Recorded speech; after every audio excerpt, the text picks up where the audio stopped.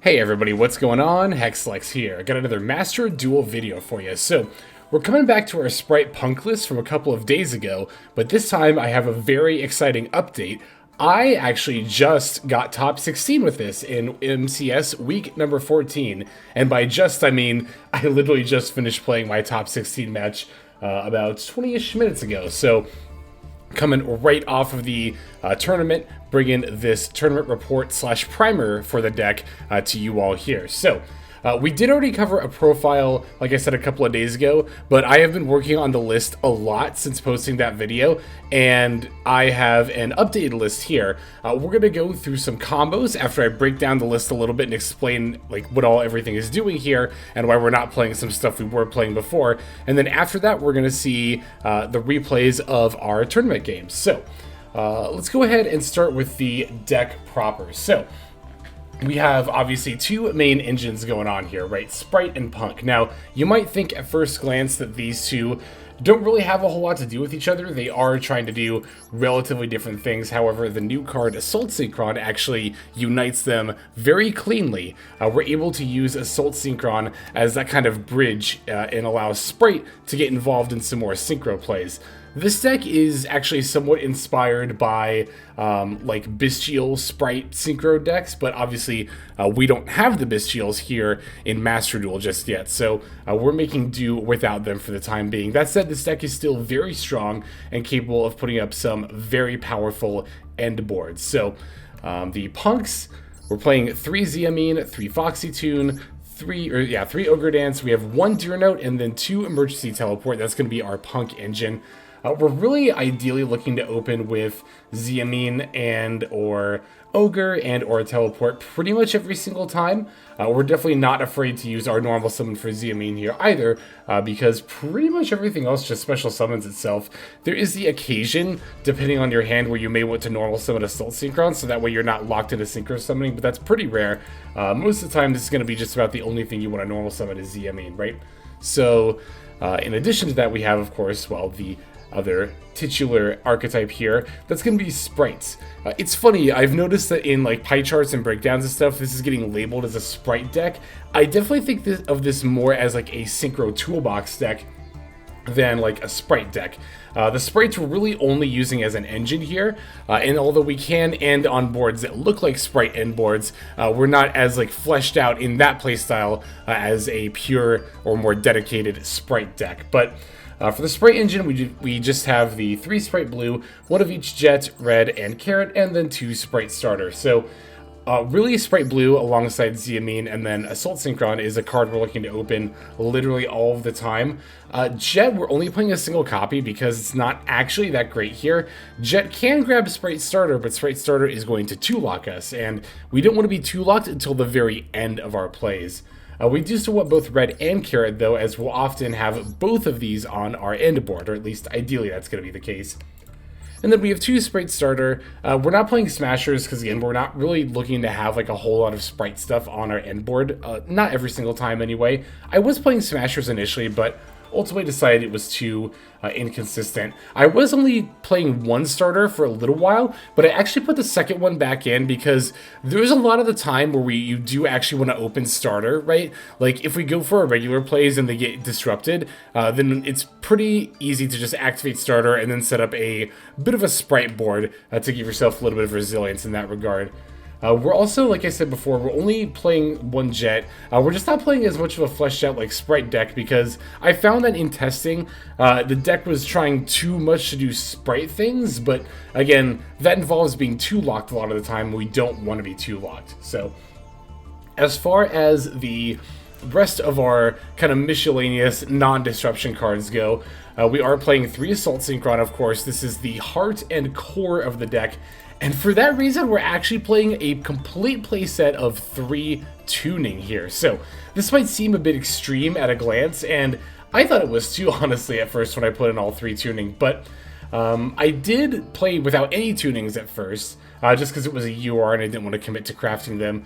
But I found myself wanting Assault Synchron in like literally every single opening hand. This is like, again, there are 3 main cards here you want to always open, right? But if you open Amin plus Spright Blue, that doesn't really do a lot. Assault Synchron is our bridge in both regards. Assault Synchron plus Spright Blue is a lot of plays, and Assault Synchron plus Amin is a lot of plays. If you happen to open all 3, then you just get to do literally whatever you want. But either way, no matter what you're looking to open, you literally always want to open Assault Synchron. This card's actually cracked. It's super busted. So we are playing 3 tuning to find them. Again, might seem extreme, but is actually, I think, needed, honestly. Just to, again, get it more often. You could, in theory, if you wanted a budget option, play Ready, Set, Duel. That's a super rare, but you have to have nothing on the field in order to be able to activate it and, you know, search the Synchron card. So in that respect, it's definitely going to be worse. The mill doesn't really matter. We actually don't want to be milling much in this deck, but, you know, there is that there. We have Pot of Prosperity. This is to smooth out our hands. We have a lot of 2-card plays, and our God Hand is a 3-card combo, so we're really just looking for 2-card plays most of the time.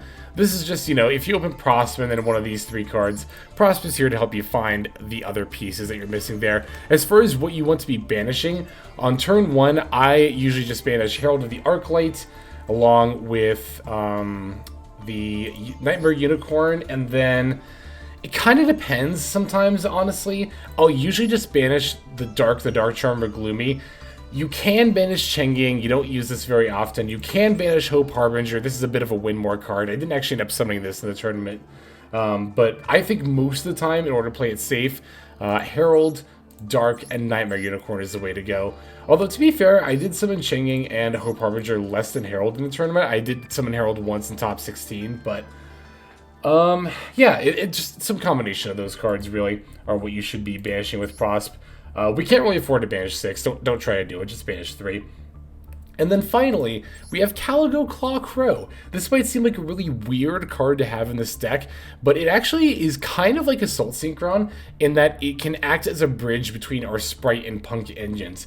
It's good enough that I've honestly considered adding a second copy. As weird as that sounds, I think that could be right, potentially. I'm not saying that for sure, but potentially. So Caligo Claw Crow is, like I said, it's another bridge between Punk and Spright plays. Basically, the idea is that if we have Chaos Ruler out, we can special summon it, and then that will then allow us to start special summoning our Spright monsters. It's also got 600 defense. You might want to note that we're playing Cupid Pitch in the extra deck, and we have 2 targets for it. Caligo Claw Crow and the No Punk Amin. You might be wondering, and this is like one of the main things I'm going to talk about that's not in here from the previous build, why no Nemesis Corridor and Colossus? We have the room in the main and the extra deck to be playing both, so why not? Well, I had them in there for quite a bit, and it was my experience during testing that there were 2 reasons why you would not want to play Nemesis Corridor and Thunder Dragon Colossus here. The first is that Nemesis Corridor is an absolute garnet and it's terrible to draw. Caligo Claw Crow is actually not as much of a garnet as it might look like. This card is actually really good because, again, if you even just have it and Chaos Ruler, then you could potentially go into Spright Elf, bring back Crow, then go into Gigantic, and that can set up a Spright board. But it can also, again, just act as that bridge if you already have a Spright card in hand to just start making Spright plays. So Crow, again, don't want to, or rather we don't mind drawing it, whereas Nemesis Corridor, literally never want to draw. It doesn't really do much of anything. The other problem with Nemesis Corridor is that the only way we have to banish our own cards is by Chaos Ruler's effect. And if you're already banishing to summon Chaos Ruler, that means you've at the very least summoned Baronne or Pep already. And in that regard, like, it's a bit of a win more card, especially if you're considering that we've searched Corridor off of Cupid Pitch. Like, you're already going off. Like, you already have, like, pretty much the entire turn 1 end board, like the full combo. Stapling on Nemesis Corridor really is just like a win more play. Plus, we actually do want to be searching up Amin most of the time we make Cupid Pitch, because the line that goes into it actually doesn't involve using our normal summon. I'm going to show that here off in our combo guide here in just a moment. But last things to talk about in the main deck are just, we have just a bunch of regular disruption cards. We have Maxx, and the rest of the Master Duel attacks of Ash Blossom and Call By. Also playing Crossout because Maxi and Ash Blossom both hurt this deck a lot, so I just want to have the means of countering them. And then we have a playset of Imperm just to, play going second as well. So that's our main deck. We've already covered most of the extra deck here, but for stuff, I'll just go over each card individually real quick. Herald, again, like I said, we don't summon it too often, but we do have the option to, and can occasionally be good against Tiered and other graveyard-based decks. Cupid Pitch is a part of one of our main combo lines. There are situations where we want to decrease its level, but more often than not, we want to increase it and then sync it with a Spright monster to go into Chaos Ruler, and then grab Z. I mean, Chaos Ruler is the heart and soul of this deck. The plays would not be possible without this card. We literally want to summon this pretty much every single turn one. As far as what we want to summon or what we want to get off the Excavate, it's really hand dependent. If we don't have Assault Synchron, we always want that. If we do have Assault Synchron, we want either Spright Blue or Caligo Claw Crow, usually Spright Blue. The Crow, though, is not a bad pickup either. And there are some times where we already have enough stuff where we actually don't even need to get anything at all. It doesn't matter whether or not the Excavate resolves. Accel Synchro Stardust, if I recall correctly, I didn't end up making this during the tournament, but it is still part of some turn 1 plays I'm going to be showing you here. It's actually pretty solid, and most of the time we are, of course, just going to be grabbing the Assault Synchron back to make a 10 with it. It's also good for follow-up plays after your initial turn 1 plays. Baronne is going to be our main 10 that we're going to get. Chengying is our other 10 option. There are times where you do want to make it. It's pretty situationally dependent though. It's still just nice to have the option though. Pep, this is I would consider this the deck's main boss monster. Psychic and Punisher is very much needed for this deck, and we're going to be making it pretty much every single time. If you have a Punk line, you can net on this card. This card's really good in this meta. Sometimes if Tier Limit isn't playing Underworld Goddess, which most of them don't, they actually just don't have an out to this card at all. We have a Gigantic Spright, that's for Spright lines. Hope Harbinger is very win more. This is not needed for the deck, but if you open the absolute nuts, like if your opening hand is Z, Amin, Spright Blue, and Assault Synchron, we can make the Hope Harbinger part of our turn 1 end board there. Then for our links, we have IP Masquerena. That's going to be a part of most Spright end boards that we end up going into. Dharc the Dark Charmer Gloomy. This is another nice link 2 option. Sometimes we get to bring back a relevant body and then sync with it. Doesn't really happen very often though. I don't think I've summoned this at all in testing or during the tournament, so could see cutting this.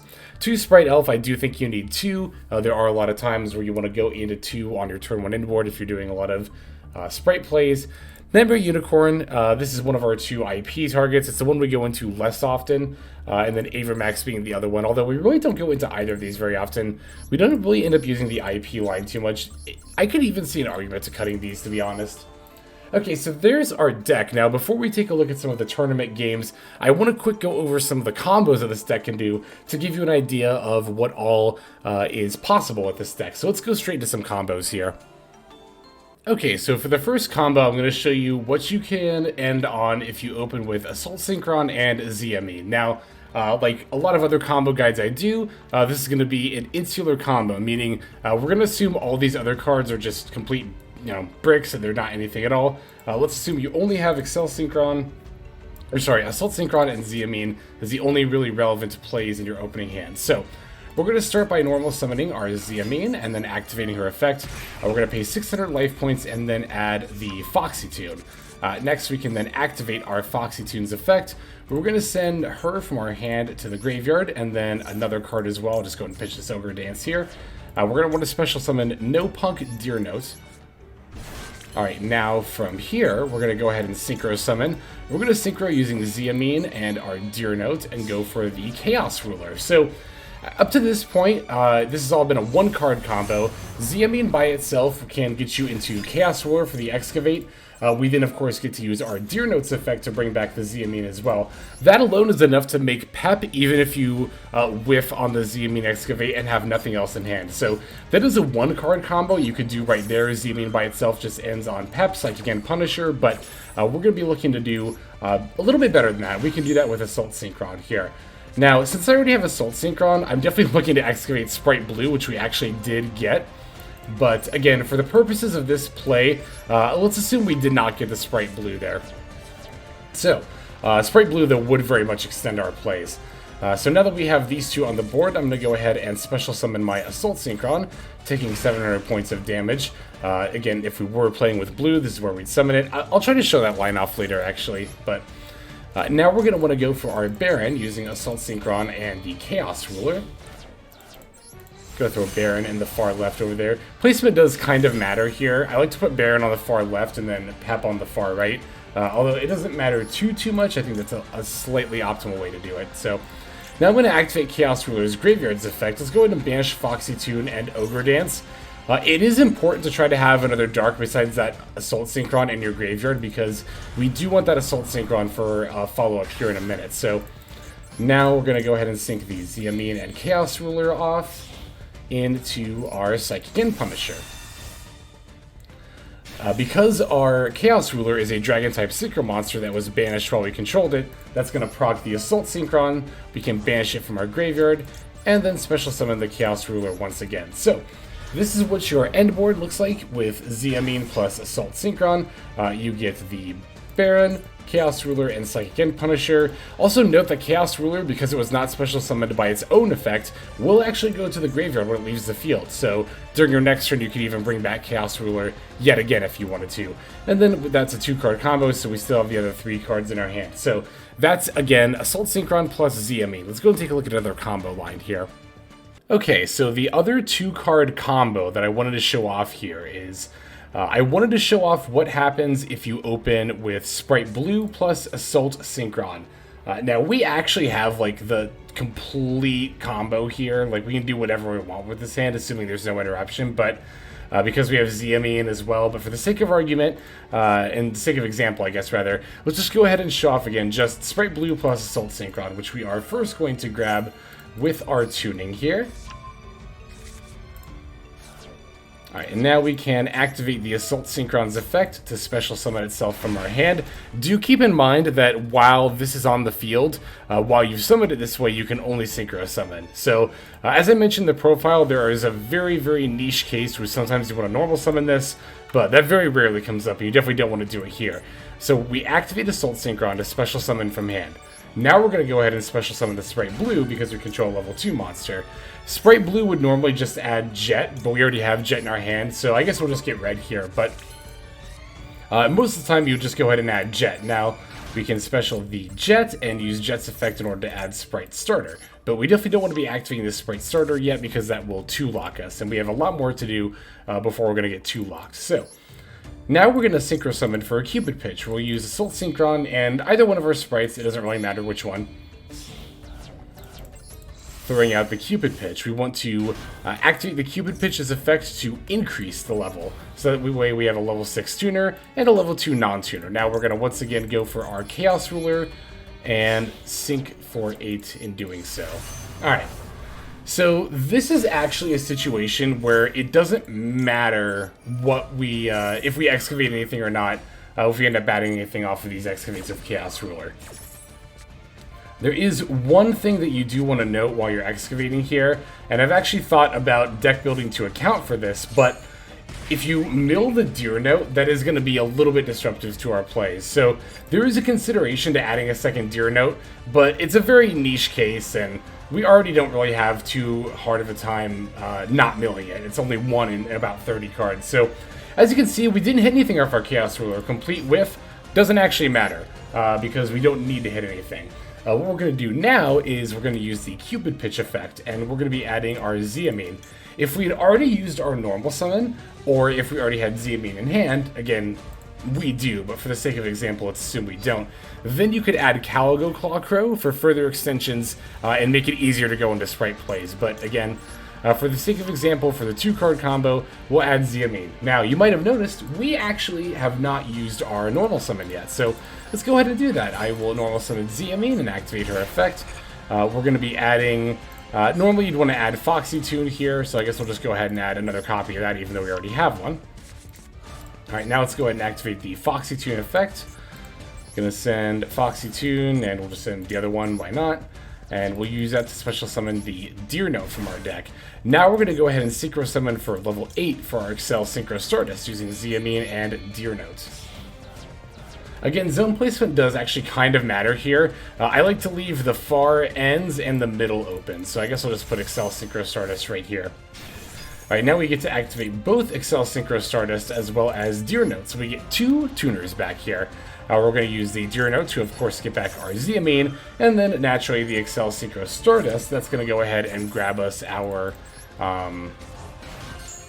Assault Synchron, of course. Now, we actually have another bit of a branching path here. There's a couple of different end boards that you could potentially end on here based on whatever you want to go into.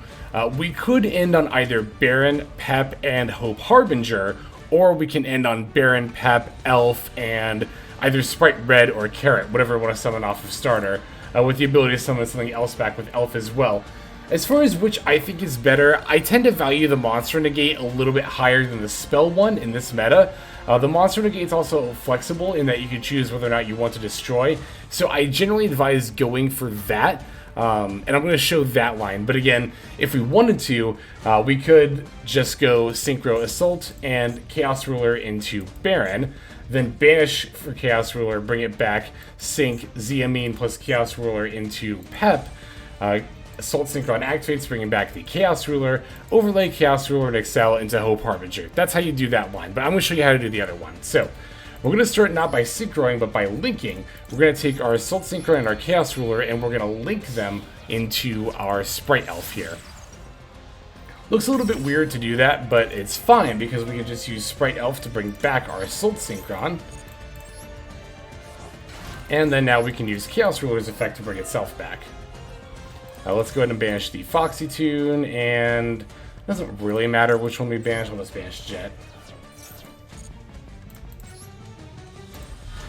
Alright, so now we have Chaos Ruler and Assault Synchron back on the board once again. The ordering of this matters very much because we need Assault Synchron in the graveyard first before Chaos Ruler gets banished from the field in order to make sure that effect triggers. So we're going to sync for 10 using exactly Assault Synchron plus Accel Synchro Stardust.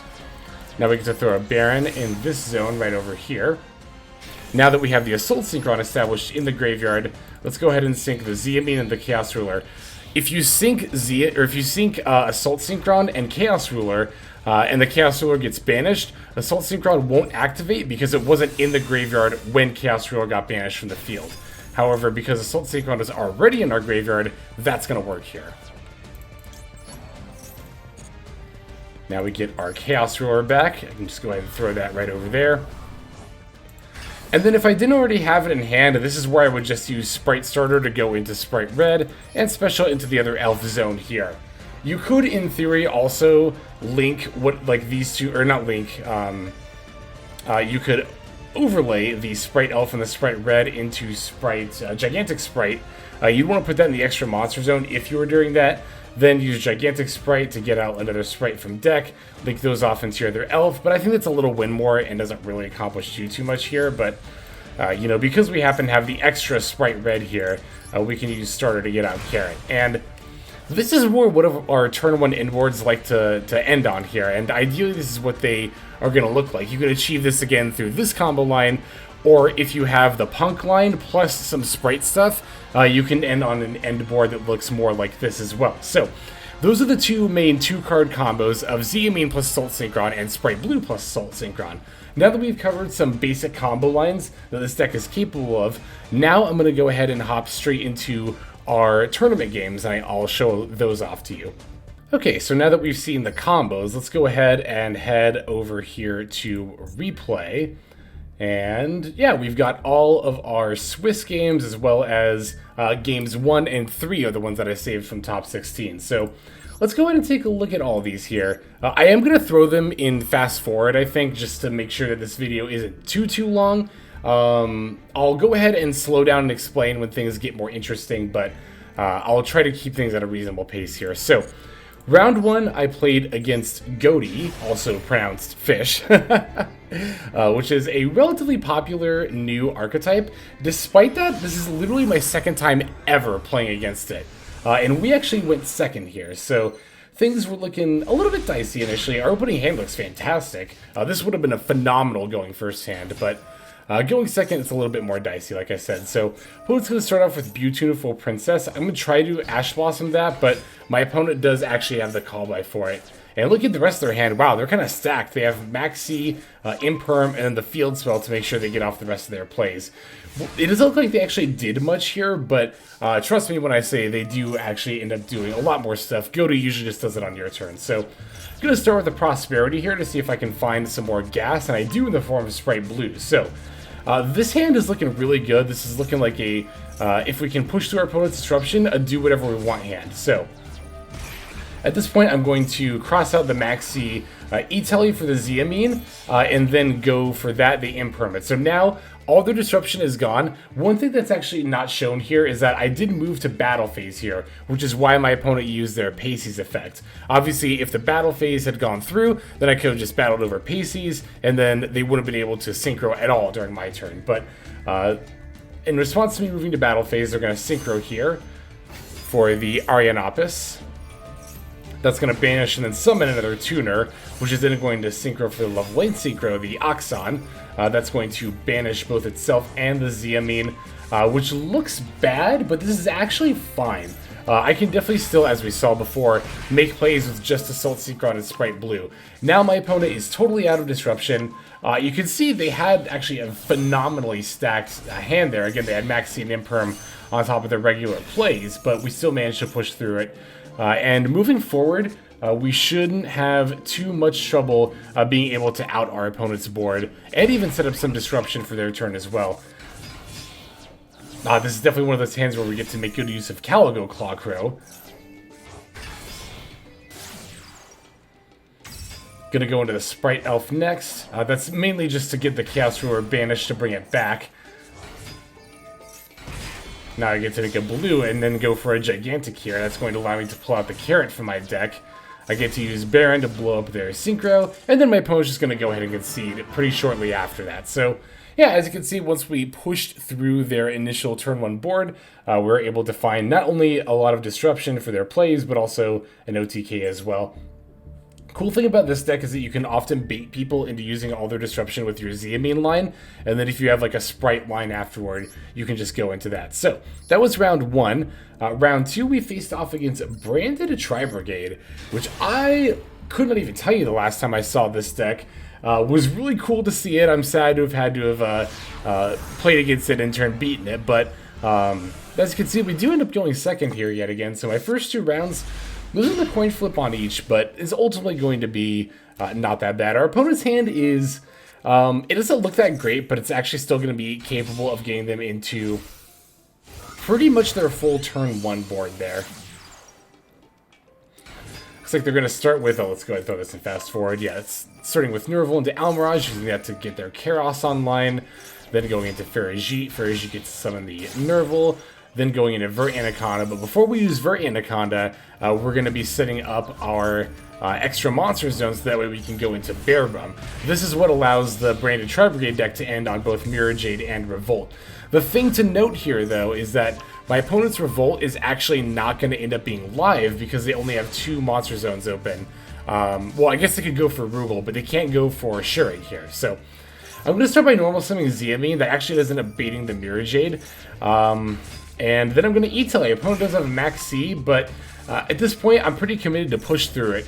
Pushing through Maxi is not actually that bad in this particular meta because, well, one, in this specific state, our opponent's got cards on board, so Imperm doesn't actually do enough here. And 2, we know that Nibiru doesn't exist in this meta because of tier limits, so we don't have to be afraid of that at all. So I have absolutely zero trouble pushing through this Maxi because I'm just going to end the duel on this turn. As you can see, our opponent has gotten DD Crow and Imperm, but the Imperm they can't use, and the Crow they do get to use against Spright Elf here. Well, I guess actually I didn't choose not to activate it. They could have potentially used against Spright Elf there, but ultimately they are not going to do that. They do have the Mercurier, but I have Spright Red, so I can just make that pretty much a moot point. Alright, now moving to battle phase, battling over my opponent's stuff, getting the boost off of Punisher. And then smacking for lethal. Even when my opponent has a clear board to summon Shurg, I now have the Spright Carrot up to negate that revolt. That was one thing I wanted to make sure I did in that particular play, was establish the Carrot, because again, I knew they had revolt, and even though at the moment they didn't have enough space to summon Shurg, they could have found it. So I just wanted to make sure we were playing around that. So that was round 2. Now let's go ahead and take a look at round 3 here. Round 3 was against Ice Jade. So I did actually get a little bit lucky in this regard that my first few rounds were not against tier limit. I mean, this deck can actually take on tier limit without... I don't know, I find it's about 50-50. You know, we're not particularly favored against tier, but I find myself still being able to win despite tier doing unfair stuff a lot of the time. So this is a hand where we have kind of everything. Again, it's all gas. We have notably Amin plus Assault Synchron, and even though we didn't open with Spright Blue, we do still have a starter, so that we can ultimately go into some Spright plays. Opponent is going to DD Crow and get our Amin, so Deer Note can't bring it back, but we haven't used our normal summon, and we can just normal summon this Amin anyway, so it doesn't really end up mattering that much. This was actually one of the rounds that I got featured. I got featured a lot during this tournament because I managed to do well with a relatively unique deck in tier limit meta, and I'll admit this one, I kind of like begged the commentators to check out my feature match, because I was like, I have a really cool deck and our match didn't involve tier limits at all, so you should check it out, and they actually did. So I got to show this off in the midst of the tournament, again during a feature match there, which is pretty cool. So misplaced my zone placements a little bit here. I could have actually ended on IP Masquerena plus Red instead of Jet, but it's not going to be that big of a deal. We'll just use Elf to bring back the red as soon as we have the option to here. Let's see. We'll go ahead and negate that to more. That's going to pretty much stop our opponent's plays right there. And then, yeah, as you can see, we have far more than enough on board to go ahead and keep on just trucking through our opponent's board and then just taking them out. We'll even use Pep here to, you know, put our life point difference a little bit more in a bit more of a disparity, so that Pep ends up gaining more attack points. And yeah, I mean, that's how we can translate that turn 1 inboard into a fairly clean win there. So GG's against Yuri, who was on, again, Ice Jades there. Here we have our first tier opponent here in round 4. Let's go ahead and go straight into this game here. If I recall correctly, I actually ended up going first here yet again, which is, of course, always nice. Is it just me, or the replay is like skipping a bit? Like I'm noticing more skippage. It might be because they're dual room replays and not ladder replays, but who knows? Anyway.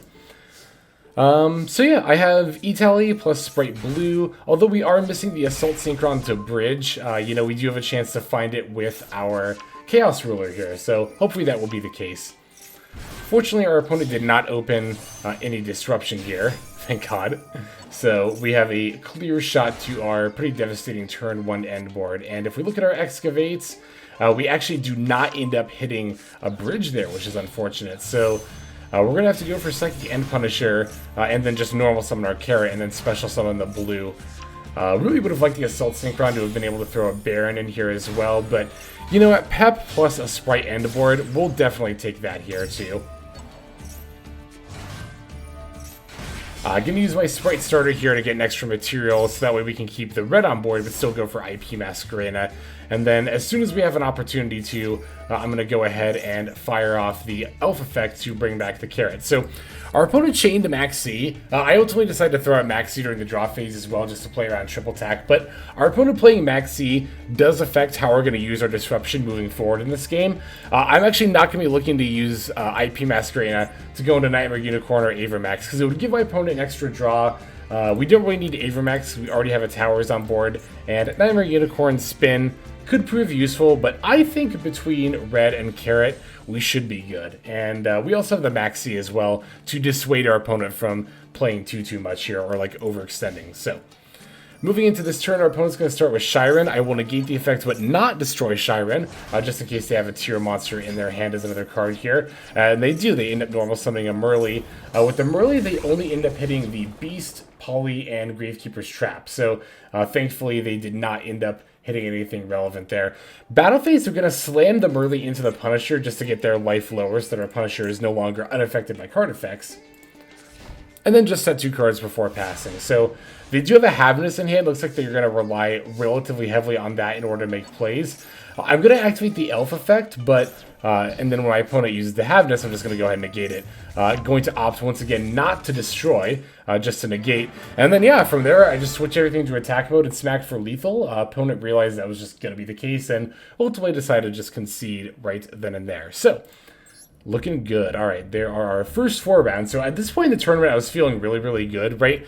The first half of the tournament is always the most important to win these because if you're going to go X2 and still top, you want good tiebreakers. And to have good tiebreakers, you want to lose to people later in the tournament because those people are going to have overall better records. So yeah, after going 4-0, I was already like feeling super great about this deck and this tournament in general. Let's go ahead and take a look at this next duel, which is once again against Tier Elements. As you can see, this is going to end up being one that I do lose. From what I recall, there really wasn't too much to this game. It was really just the fact that my opponent... well, I went second. My opponent opened... It actually doesn't look like they opened too well here. They're just going to go ahead and... Wow, I did not realize that's how badly they opened. Well, naturally, I did see they went, set Soleil, activate Scream, normal Mudora, and then pass. I'm thinking to myself, like, okay, cool. So I actually might have a decent shot here. Gonna go for a draw standby main. Starting with an Imperm on the Mudora to make sure that doesn't disrupt me later. Opponent's got a Maxi for the E-Tele. So I'm thinking this is going to be like last round where we're just going to go ahead and shotgun into the Maxi and play into it. But as you can see, our opponent ended up drawing the Havness and they milled not only a Tyranny but an Agido. So things immediately are looking super rough. Like, this was looking super winnable until exactly Havness into Agido plus name happened. And now...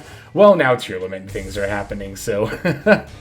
yeah, unfortunately, there just really was not a whole lot I could do about this. Like, I can normal summon another Amin when they go to put mine back, thankfully. And I do still have an Assault Synchron and Spright Starter in hand, so, like, things don't look super duper hopeless, but they're not looking super hopeful either, to be honest. Yeah, looks like they've got the Soliac to just go ahead and negate the Excavate, which I didn't really even need, but...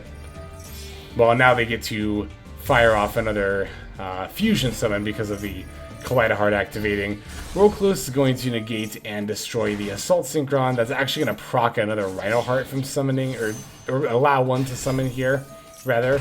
Honestly, up until that Rhino-Heart got summoned in defense mode, we weren't in like a terrible, terrible position, but like, now things are super joker, right? Our opponent's got a ton of draws, and like, yeah, we banished Kaleidoheart and battled over Roll Close, but like they have 7 cards in hand and 4 cards on board to our total of 3 cards. Things are not gonna things are not gonna pan out well for us here. There's no chance they ever do. Funnily enough, our life points are equal right now, so our PEP is still technically unaffected, but this was actually a build that was playing the Underworld Goddess. But I think Underworld Goddess aside, if they were on a Zodiac engine, one thing they could have done was, like, made a Trident, then, like, rammed one of their things into my PEP so that way their life was lower, and then blown up the PEP with the Trident is a thing they could have potentially done. If they, again, didn't have Underworld Goddess. But Underworld Goddess is just going to pretty cleanly take care of our PEP here.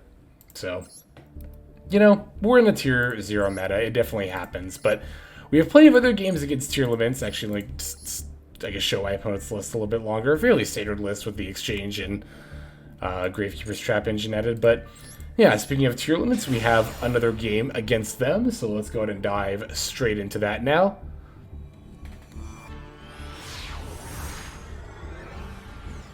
And we get to go first this time, which is, of course, pretty rad. This opening hand doesn't look like much, but it's actually pretty much a full combo. This was actually another game that ended up getting featured during the MCS in the middle of Swiss, and was very glad to have 2 of my features be ones where I just like wombo combo off on my opponent. It's a nice change of pace given that every other feature match I've ever had before today, I've actually lost. So definitely glad to be winning, and with such a cool combo deck. Not to toot my own horn or anything, but like, yeah, I didn't really want to enter with Tearlaments yet again. Like, I figured once I topped with them, I'm like, okay, let's see if we can top with something different, and I was really excited about this deck, so, yeah, I'm just glad to have gotten a chance to have topped with it. Now, as you can see, that throwing out that Spright Carrot while we had Assault Synchron on board actually is going to end up hugely mattering, as that's going to allow us to turn what would normally just be Baron, Pep, and Chaos Ruler into Baron, Pep, 3200 Gigantic Spright, Elf, and Red, and the Elf kits to bring back a Spright Carrot here as well. We also have Maxx and Ash Blossom, so definitely does not hurt to have so much action going into our opponent's turn here. So I'm going to negate and destroy the Caligo there so that they don't have an extra level 4 body on board to make a rank 4. I get to use Ash Blossom to negate the Agido Mills. I will negate and destroy Shiren there. It was slightly risky. If one of their other 2 cards was a tier limit monster, we could have been in trouble there, but I didn't want them to normal summon Shiren and then get Mills off of Scream, and I figured, you know, they only have 2 other cards. I don't think odds are going to be super great that one of them is a tier limit monster, and thankfully it wasn't, so... Yeah, now from here, we just Pep, Banish, puts everything to attack mode, and then Threaten Lethal. So, there is that game. We have just a couple of more Swiss games to show, and then we'll take a look at our top 16 match here. So, next one is going to be up against Tier Limit yet again. Spoiler alert, the entire back half of this tournament, not even back half, the last 5 games are all against tier limits. So, again, we got a little bit lucky in that we faced against non-tiers for the first 3 rounds, but we do still have to wade our way through a good amount of tier limit games in order to come out on top. So this time we are going second, but we opened with both Maxi and Imperm, so that's going to give us a very good fighting chance moving forward. Opponent did manage to mill a Rhino Heart off of their Merly, so they are going to have plays here. Not going to use Imperm on the Rhino Heart, though, because they end up having another tier name engraved, so... we'll just go ahead and use it for the Kikalos here.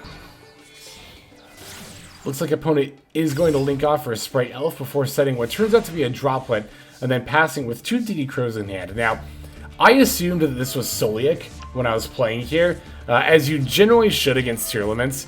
So we're definitely going to play with that in mind. However, we do have the Ash Blossom here in order to potentially stop the Kikalos Mills, although I'm actually going to use them against the Merly Mills when that comes back.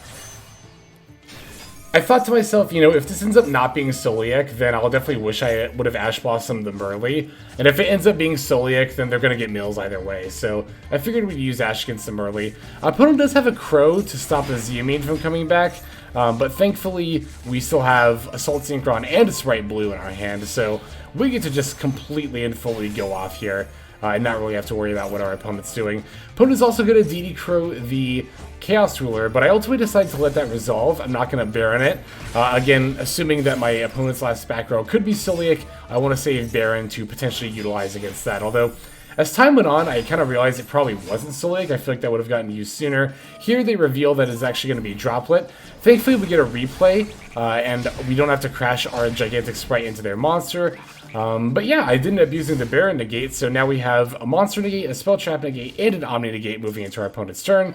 And as you can see, they top decked an irrelevant card and just ultimately end up conceding there. So that was a nice round 7 there. Our last round, round 8, ended up being against, once again, the not titular, but the ever-present Runic, Jesus.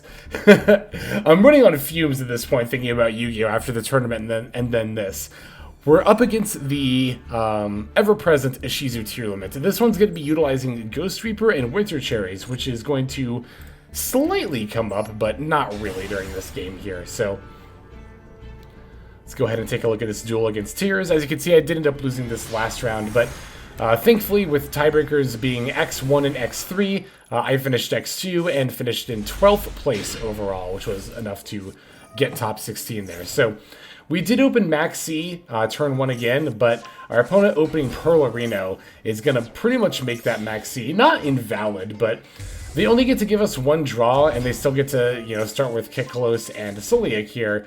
with another back row, which we know now to be Heartbeat. But having that with Perlerino up is definitely rough. Our hand's not looking too bad at all, though. We have Prosp, Tuning, E-Telly, Starter, and Ash Blossom, so definitely not a bad start there.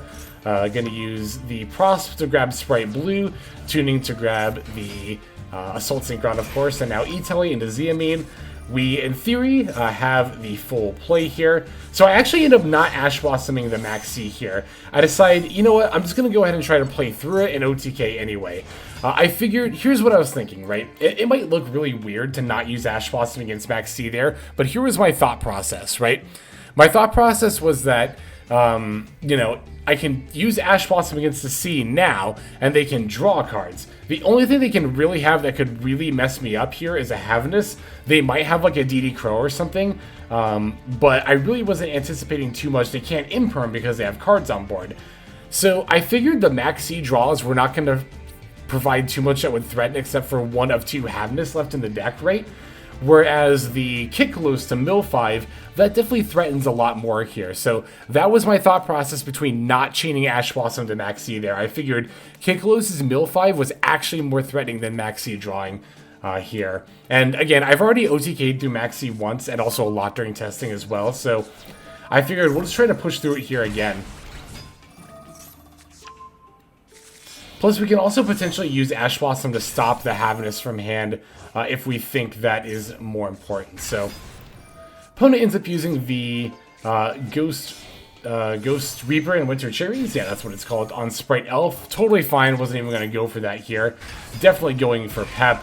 Now I'm going to use Pep on the Spright Blue plus the Kickalos. Opponent's going to chain Soliak. I'm going to chain, but they have a Heartbeat there, which is really, really annoying. So, yeah, ultimately they just still get to make Kaleido Heart here, which is just super rough because they have the Perlerino up too.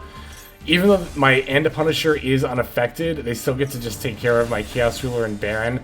And we're once again in the situation where I had to play into Maxx, and now I just have to pass back to them with a ton of cards in hand.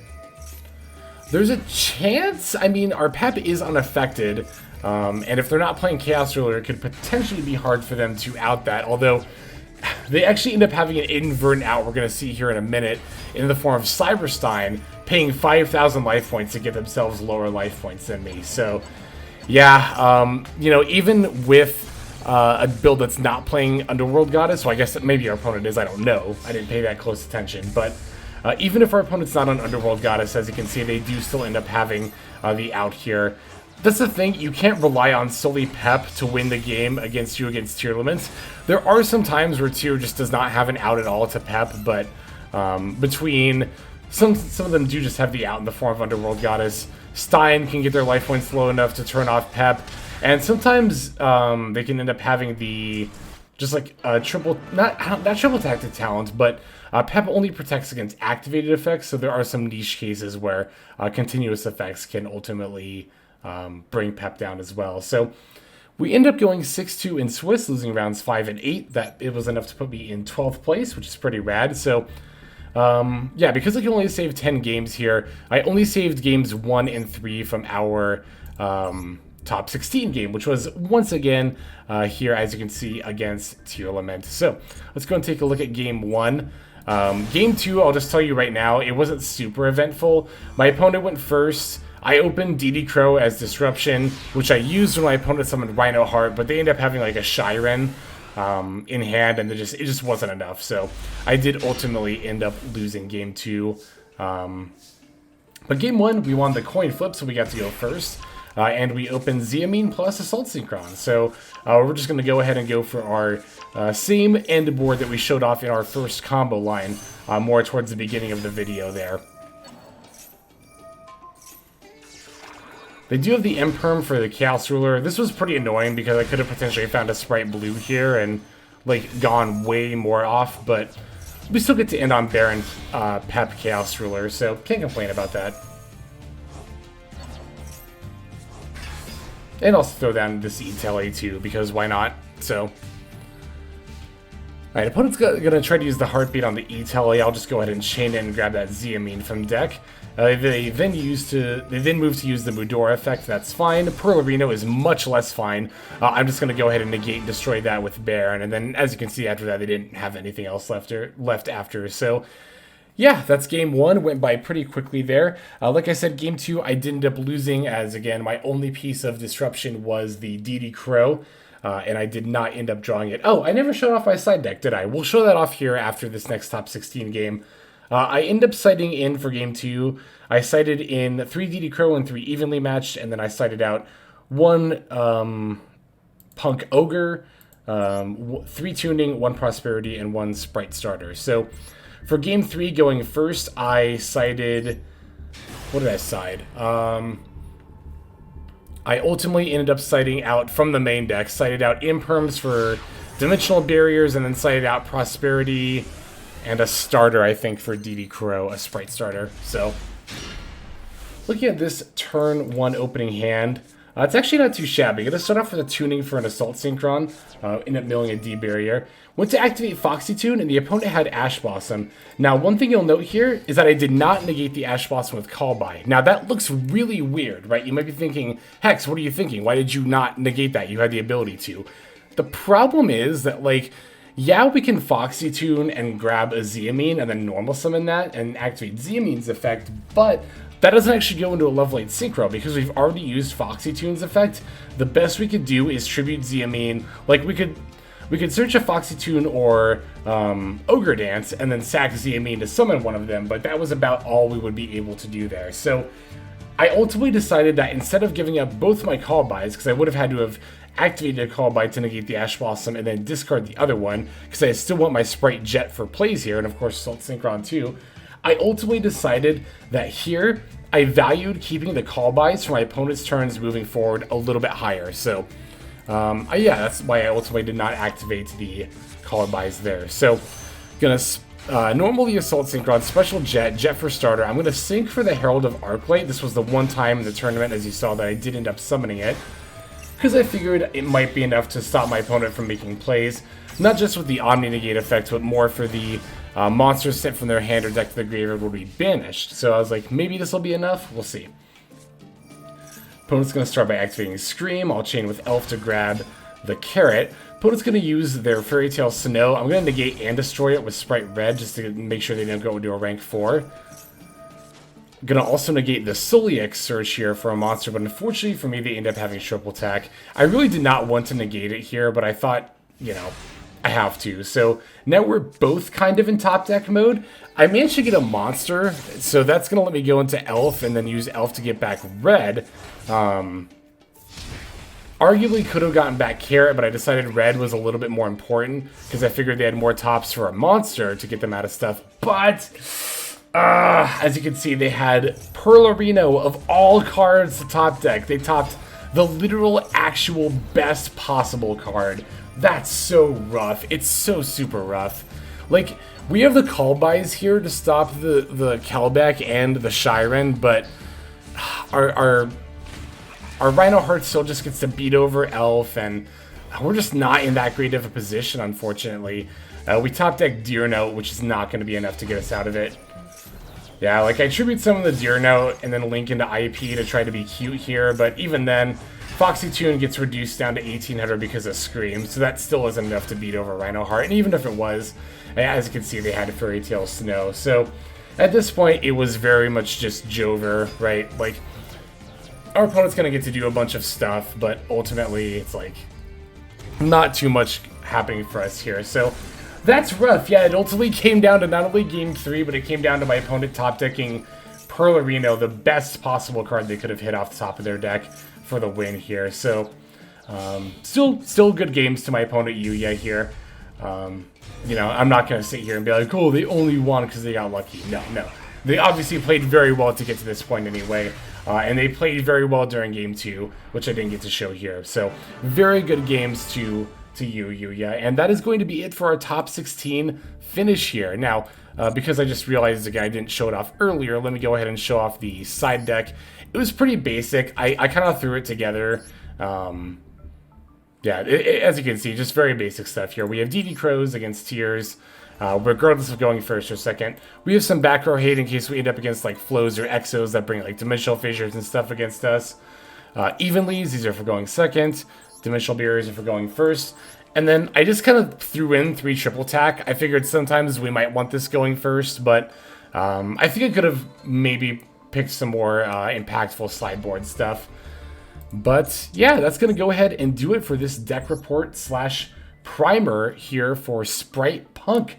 I'm very excited that I got top 16 with this list I put together, especially again in tier 0 format. Ended up being a lot better than I thought it would be in this meta. So again, just you know, not to toot my own horn or anything, but I'm pretty proud of myself, and there was a lot of interest in the deck throughout the tournament, and that made me feel really good. I thought it was really cool that I got to bring a deck that the casters and so many people in chat and in the tournament Discord were all really excited to see, and I actually managed to get top with it as well. So very nice, very nicely done. It's going to make my 3rd MCS top, so we've qualified for the Invitational 3 times over now, which is very nice.